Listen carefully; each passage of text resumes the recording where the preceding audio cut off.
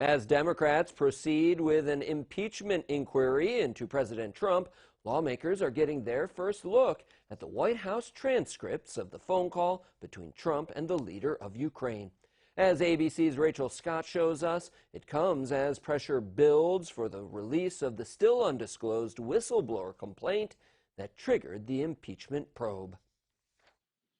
Democrats now say they have more evidence to make a case for impeachment, and it was voluntarily handed over to them by the president. That is textbook abuse of power, and the transcripts have become Exhibit A. Like any mafia boss, the president didn't need to say, "That's a nice country you have. It'd be a shame if something happened to it." It is even more damning than what we already had from admissions from this president. The White House releasing what they describe as an unredacted transcript of a call that is front and center of an impeachment inquiry launched by House Speaker Nancy Pelosi. No one is above the law.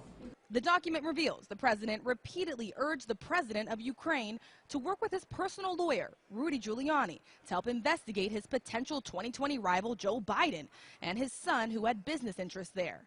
President Trump, who continues to deny any wrongdoing, insisting a recent move to halt aid to Ukraine was not an attempt to pressure the country's leader. It turned out to be a nothing call. Republicans backing him up. From my point of view, to impeach any president over a phone call like this would be insane. But that call is believed to be tied to a whistleblower's complaint that the inspector general found to be of urgent concern and credible. That complaint still undisclosed after the acting director of national intelligence blocked it from being turned over to Congress, as required by law. As this historic showdown between the president and lawmakers unfolds in Washington, the president sits down with the world leader who was on the other end of that phone call. I think, and you read it, that nobody pushed me.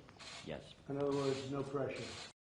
Lawmakers on both sides of the aisle have been fighting to see that whistleblower complaint, not just the transcript from the White House. Well, it will be turned over to the House Intelligence Committee today, available for reading in a secure room in the basement of the Capitol.